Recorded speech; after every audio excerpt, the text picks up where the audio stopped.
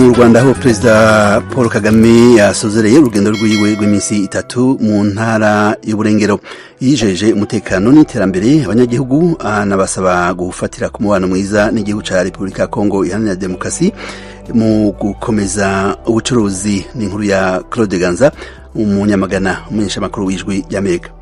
Perezida wa Republika y'u Rwanda Paul Kagame yasoje urugendo rw'iminsi 3 yagiriraga mu turere tw'intara y'Uburengerazuba n'iy'Amajyaruguru.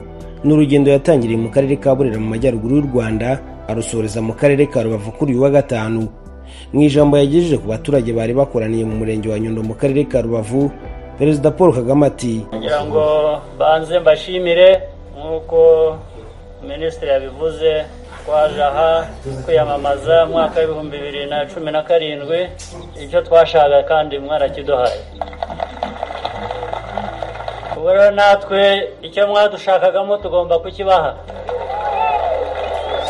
Icyo numva mwashakaga umutekano, amajyambere, ibyo tugomba kubibaha byanze bikunze. Umukuru w'igihugu Paul Kagame yavuze ko umutekano n'iterambere bizagerwaho buri muturage bigizemo uruhare binyuze mu kunoza ibyo buri wese akeneye, kandi abayobozi bakumva aho gukora neza ibyo umuturage akeneye ari byo bishobora kuganisha kuri iryo terambere.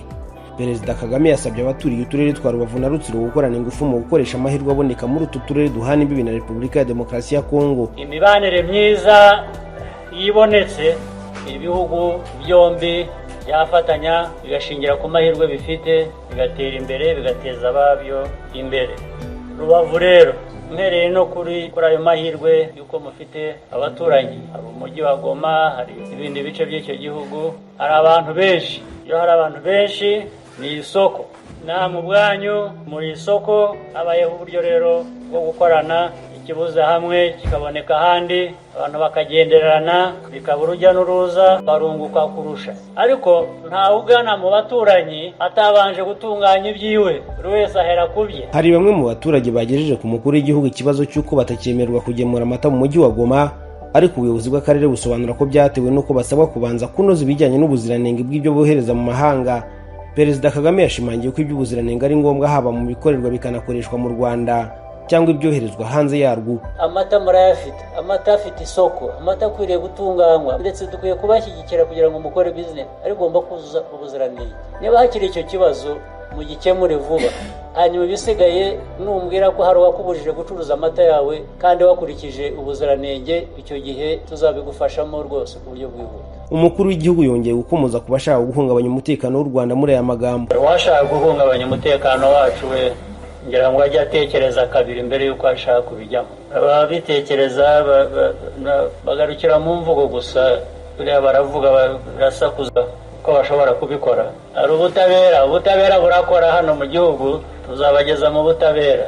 Hari ubutabera butandukanye, hari ubumwe tumenyereye kurikiza amategeko, hari ubundi butabera iyo wigize rutareba, hari ubundi butabera tubagezaho bene abo ngabo, nabwo turabufite. Perezida Paul Kagame kandi yasabye abaturage kutarangazwa n'abifuza kuvogera ubusugire bw'igihugu, abasaba gukorera hamwe kugira ngo igihugu gikomeze kuba intangarugero mu iterambere. Umukuru w'igihugu Paul Kagame yavuze kandi ko inzego z'uburezi n'ubuzima zigiye gutezwa imbere mu buryo bukwiye. Nk'uko asanzwe abigenza, umukuru w'igihugu yanakira ibibazo binyuranye by'abaturage, atanga umurongo w'uko bikwiye gukemurwa.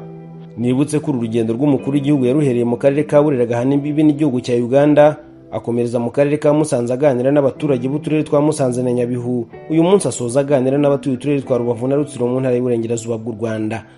Claude Ganza munyamagana mu Burengerazuba bw'u Rwanda ku bwa Radio y'Amerika. Urakoze Claude Ganza. Umukuru w'umugambwe UPRONA utemewe n'ubutegetsi Charles Nditije avuga ko amatora mu mwaka 2020